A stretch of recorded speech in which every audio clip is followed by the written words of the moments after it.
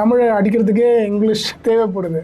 இதெல்லாம் பார்க்கும்போது ஒரு பெரிய கோபம் வருது. தமிழையும் பொருளையும் சேர்க்கணும் அப்படின்னு சொல்லிட்டு நினைக்கிறேன். DC Cap again ERP first integration platform. DC Capலே ஃபேமிலி ஃபர்ஸ்ட் தான். இப்போ ஒர்க் லைஃப் பேலன்ஸ்னு சொல்லிட்டு சொல்லுவாங்க. It's not work life balance, we call it life work balance. முதல்ல வாழ்க்கை, அதுக்கப்புறம் தான் வேலை. இந்த வீடியோ பார்த்துட்டு இருக்கிற ஒரு ஆண்டர்பிரினர்ஸ்க்கோ இல்லை பிஸ்னஸ் பீப்புளுக்கோ இதெல்லாம் டூஸ் அண்ட் டோன்ட்ஸ் அப்படின்னா என்ன சொல்லுவீங்க?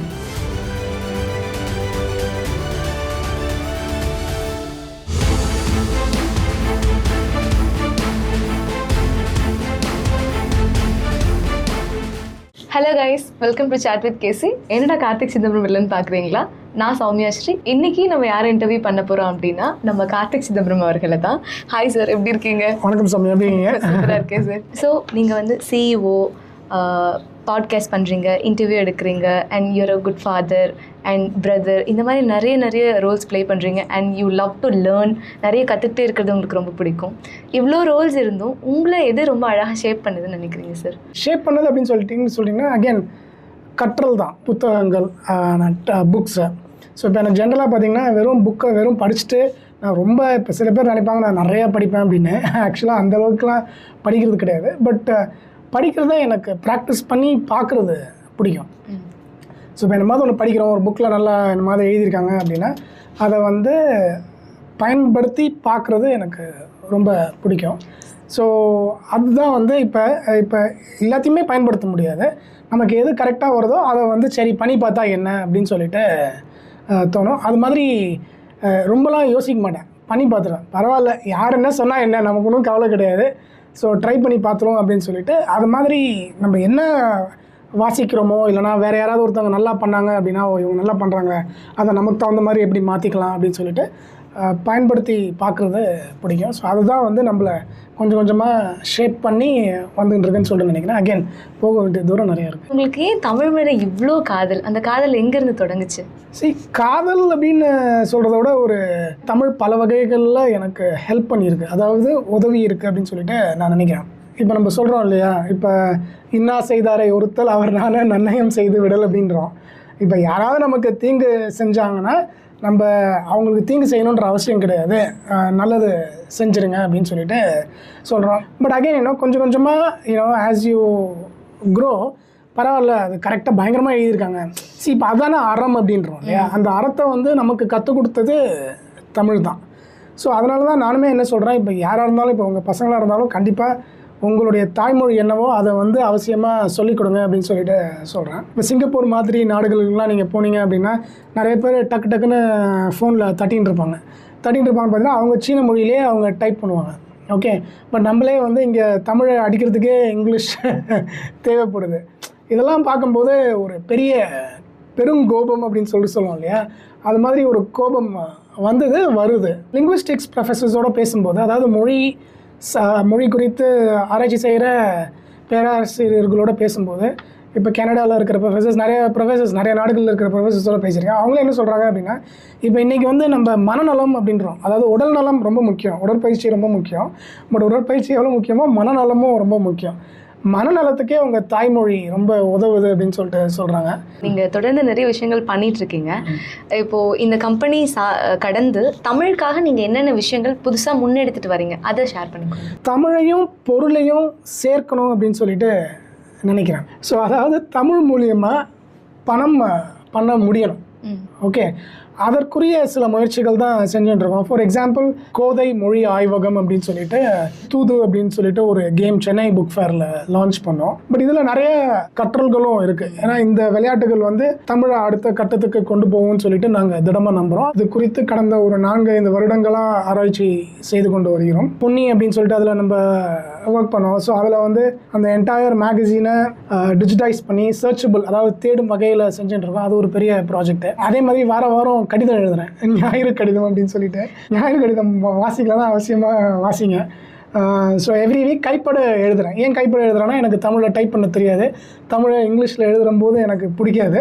ஸோ அதனால் எழுதிடலாம் அப்படின்னு சொல்லிட்டு கைப்பட ஞாயிறு கடிதமும் எழுதுகிறேன். ஸோ இது மாதிரி சின்ன விஷயங்கள் பண்ணிட்டுருக்கோம். டிசி கேப் தொடங்கப்பட்டதுக்கான காரணம் என்ன? What is the vision behind DC cap? DC cap வந்து 2005ல் ஆரம்பித்தோம். சிகாகோவில் மாஸ்டர்ஸ் பண்ணிட்டு இருந்தேன். மாஸ்டர்ஸ் பண்ணிட்டு இருக்கும்போது இந்த நிறுவனம் தொடங்கினோம். சரி, ஆரம்பிக்கும் போது பெரிய விஷன் அப்படின்லாம் நான் சொல்ல மாட்டேன். பட் அகெயின் நிறைய கற்றல்கள், மேடு பள்ளம் அப்படின்னு சொல்லுவாங்க, lots of ups and downs.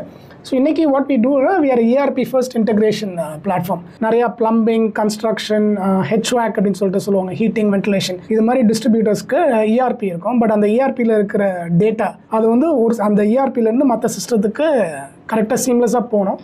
அது பண்ணுற மிடில்வேர் பிரிட்ஜ் தான் நம்ம பண்ணுறோம். ஒரு பிரிட்ஜ் மாதிரின்னு வச்சுங்களேன், அந்த மென்பொருள் ப்ராடக்டே. வி ஹேவ் டிசி கேப் பள்ளி. அதனோட விஷன் என்ன? வாட் தேர் டூயிங் இங்கே? இப்போ 12th முடித்த பசங்க ஆல்டர்னேட்டிவ் காலேஜ் எஜுகேஷன் மாதிரி, இல்லைனா 10+3 டிப்ளமா முடித்த பசங்க. But it's a fully paid program. We provide stipend to study. நம்ம கரிக்குலம் நம்மளே டிசைன் பண்ணியிருக்கோம். காலேஜ் போகாமல் இங்கே வந்து காலேஜ் மாதிரி படிக்கிறது. பட் அதுக்கு வந்து we pay stipend to study. அந்த 12 months முடிஞ்சதுக்கப்புறம் 6 months இன்டர்ன்ஷிப் வந்து டிசி கேப்லேயே ப்ரொவைட் பண்ணுறோம். ஆஃப்டர் 18 months வேணால் நாங்கள் வி வில் ஹையர், அப்படிலாம் அவங்க வேறு எங்கேயாவது கூட ஒர்க் பண்ணலாம். ஸோ இதுதான் பண்ணிட்டுருக்கோம். டிசி கேப் வந்து கொரோனாக்கு முன்னாடி வரைக்கும் ஃபுல்லாகவே இன் ஆஃபீஸ் ஒர்க்கிங்காக தான் இருந்தது. பட் ஆஃப்டர் கொரோனா ஃபுல்லாகவே ரிமோட் ஆயிருக்கு. So what is the reason? அதில் இருக்கிற ப்ரோஸ் அண்ட் கான்ஸ் என்னென்ன?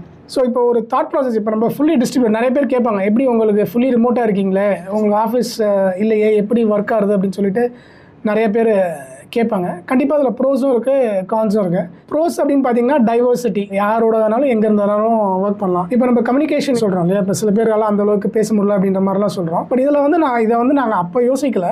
பட் இப்போ வந்து எல்லாருமே நல்லா கம்யூனிகேட் பண்ணுறாங்க.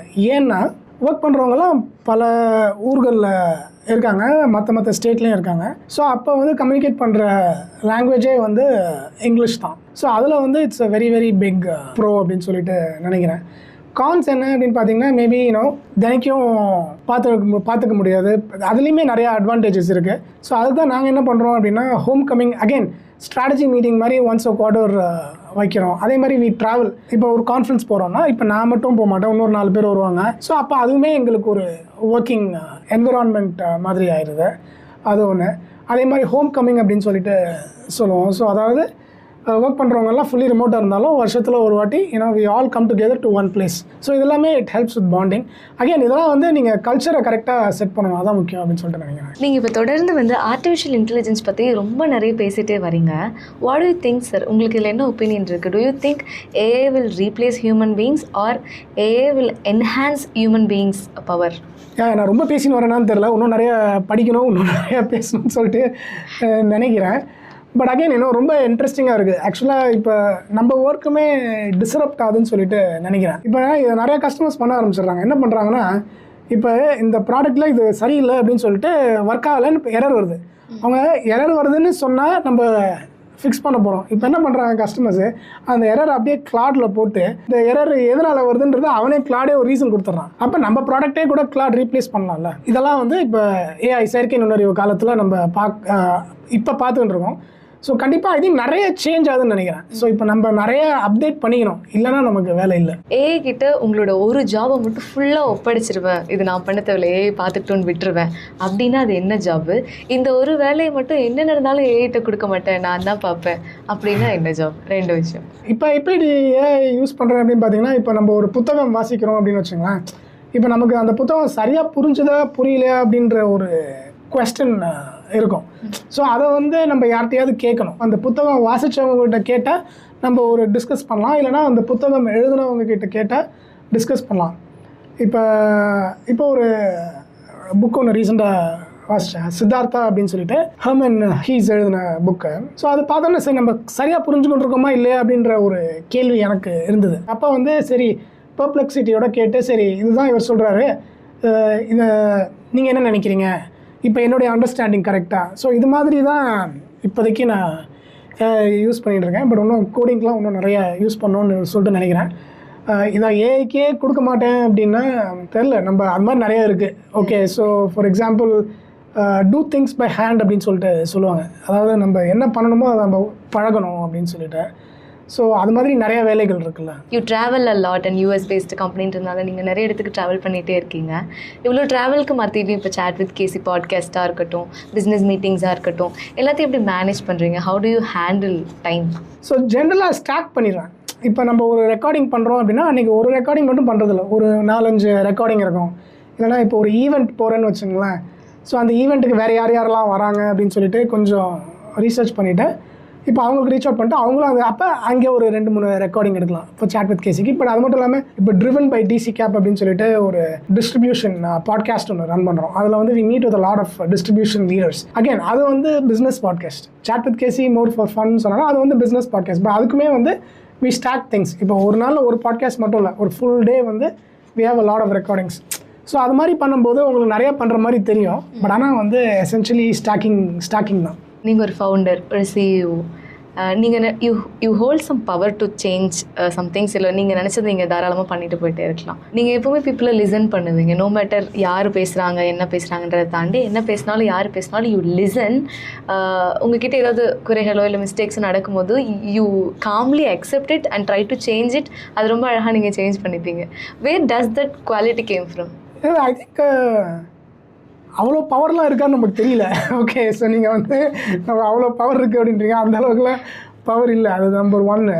ஓகே, ரெண்டாவது வந்து நம்ம யாரையுமே இந்த தான் செய்ய முடியும் அப்படின்னு சொல்லிட்டு வற்புறுத்தலாம் முடியாது. இப்போ நான் உங்களை வற்புறுத்தினா நீங்களும் செய்ய போகிறது இல்லை, நீங்கள் என்ன வற்புறுத்தினா நானுமே செய்ய போகிறது கிடையாது. ரைட்? ஸோ நம்மளே வந்து வி நீட் டு நம்மளை நம்பணும். இது முக்கியம், இது நம்மளுடைய வளர்ச்சிக்கு முக்கியம் அப்படின்னு சொல்லிட்டு நம்பணும். இப்போ ஃபீட்பேக் அப்படின்னு சொல்கிறோம்ல, இதுவுமே வந்து it's a part of our culture. DC கேப்பில் பின்னூட்டம் அப்படின்னு சொல்லிட்டு சொல்லுவோம். இப்போ நம்ம ஒரு விஷயம் சரியாக பண்ணல அப்படின்னு சொல்லிட்டு சொன்னாங்க அப்படின்னா அப்போ அதை வச்சு நம்மளை மேம்படுத்திக்கலாம். ரைட்? ஸோ அது வந்து ரொம்ப ரொம்ப முக்கியம். ஸோ அது வந்து நம்மளுடைய வளர்ச்சிக்கு உதவும் போது பண்ண வேண்டியதானே, அதில் என்ன ஒரு பெரிய கஷ்டம்? 2005 இப்போ 2026 வரைக்கும் இந்த ஜேர்னி, உங்களோட பிஸ்னஸ் ஜேர்னி. இந்த ஜேர்னிலேருந்து இந்த வீடியோ பார்த்துட்டு இருக்கிற ஒரு ஆண்டர்ப்ரனர்ஸ்க்கோ இல்லை பிஸ்னஸ் பீப்புளுக்கோ இல்லை ஆஸ்பைரிங் பிஸ்னஸ் பீப்புளுக்கோ நீங்கள் ஒரு விஷயம் சொல்லணும், இல்லை இதெல்லாம் வந்து டூஸ் அண்ட் டோன்ட்ஸ் அப்படின்னா என்ன சொல்வீங்க? இல்லை, டூஸ் அண்ட் டோன்ட்ஸ்ன்றதோட I mean you have to keep learning, you have to be a continuous learner அப்படின்னு சொல்லிட்டு நினைக்கிறேன். யாராக இருந்தாலுமே இப்போ எடுத்தோன்னே எல்லாமே வந்துடாது. சில பேருக்கு வரும். We are very smart. Okay, so ஏன்னா இப்போ அவங்களோட திங்கிங்கை வேறு மாதிரி இருக்கும். பட் அந்த திங்கிங்கை எப்படி நம்ம அப்ளை பண்ணுறோம் அப்படின்றதும் ரொம்ப முக்கியம். பட் எந்த ஒரு விஷயமுமே கற்றுக்கொள்ள முடியாதது அப்படின்றது எதுவுமே கிடையாது. You have to be a continuous learner. கற்றுக்கொண்டே இருக்க வேண்டும், கற்றல் பயணம் தொடர வேண்டும். முன்ன கேட்ட மாதிரி you do lot of things. இப்போது இதுக்கெல்லாம் மத்தியில் how do you manage your personal life with இல்லை ஒரு குவாலிட்டி ஃபேமிலி டைமாக இருக்கட்டும் அதெல்லாம்? ஸோ இப்போ நம்ம கல்ச்சர்லேயே இப்போ நம்ம சொல்கிறோம் டிசி கேப்லேயே வந்து ஃபேமிலி ஃபர்ஸ்ட் தான். இப்போ நான் என்ன தான் வேலை செஞ்சாலுமே இப்போ எனக்கு என்னமாவது ஒரு எமர்ஜென்சி இல்லைனா நான் வேறு என்னமாவது பண்ணணும் அப்படின்னா நான் அதை டேக் கேர் பண்ணணும். நான் அதை விட்டுட்டு எனக்கு வேலை தான் முக்கியம்னு நான் உட்கார முடியாது. ரைட்? ஸோ இது எனக்கு மட்டும் இல்லை, எல்லாருக்குமே அது மாதிரி தான். Right? So if the priorities we are very clear. It's not like work life balance அப்படின்னு சொல்லிட்டு சொல்லுவாங்க இல்லையா? It's not work life balance, we call it life work balance. முதல்ல வாழ்க்கை, அதுக்கப்புறம் தான் வேலை. அண்ட் நெக்ஸ்ட் வந்து நம்ம ரேபிட் ஃபயர் போக போகிறோம். ஓகே, இது எல்லாமே இருக்கணும் 1 வேர்ட் ஆர் 1 சென்டென்ஸில் நீங்கள் ஆன்சர் பண்ணுற மாதிரி இருக்கும். ஓகே. உலகத்தில் யார்கிட்ட வேணாலும் ஒரு மணி யார்கிட்ட வேணாலும் நீங்கள் பேசலாம். நீங்கள் நினைக்கிற நபர் கூட 1 மணி நேரம் பேச டைம் கிடைக்குது, யார்கிட்ட பேசுவீங்க? மேபி பில்கேட்ஸோட பேசணும் ஆசைப்படுவேன். ஓகே. ஒரே ஒரு புக், அந்த ஒரு புக்கை எடுத்து நான் திரும்ப படிச்சுட்டு என் வாழ்க்கைக்கு இந்த ஒரு புத்தகம் போதும்பா அப்படின்னு சொல்லணும்னா என்ன புக் சொல்வீங்க? என்னுடைய வாழ்க்கையை மாற்றின ஒரு புத்தகம் அப்படின்னா the only investment guide you will ever need, Andrew Tobias எழுதின புத்தகம். You getting an opportunity. பாஸ்ட்டுக்கு ட்ராவல் பண்ணலாம் இல்லைன்னா ஃபியூச்சருக்கு ட்ராவல் பண்ணலாம். Which one you choose? Maybe future. Okay. உங்கள் லைஃப்பை வந்து ரொம்ப டிராஸ்டிக்காக சேஞ்ச் பண்ண ஒரு சின்ன ஹேபிட் என்ன, ஒரு சின்ன பழக்கம்? ஸோ ஃபோனை வச்சுக்கணும், பக்கத்துலேயே வச்சுக்கணும், வேலை செய்ய மாட்டேன். ஓகே, ஸோ அது வந்து இட் ஹெல்ப் மீ லாட். இப்போ நீங்கள் டிசி கேப்னு ஒரு கம்பெனி ஆரம்பிக்கல, ஒரு சிஓ இல்லை, ஃபவுண்டர் இல்லை அப்படின்னா இப்போ நீங்கள் என்னவா இருந்திருப்பீங்கன்னு நினைக்கிறீங்க? இல்லை, என்னவா ஆரம்பிச்சிருப்பேன்னு நினைக்கிறேன். Thank you Karthik for your valuable time and இவ்வளோ விஷயங்கள் உங்கள் லைஃப் ஜேர்னிலேருந்து பிஸ்னஸ் அண்ட் தமிழ் நிறைய விஷயங்கள் நம்ம இன்றைக்கி பேசியிருக்கோம். கண்டிப்பாக வந்து நீங்கள் பேசினதுலேருந்து நிறைய விஷயங்கள் ஆடியன்ஸ்க்கு யூஸ்ஃபுல்லாக இருக்கும். அண்ட் உங்கள் ஜேர்னி எங்கள் கூட பகிர்ந்துக்கிட்டதுக்கு ரொம்ப நன்றி. நன்றி. வணக்கம் சாட் வித் கேசி நண்பர்களே.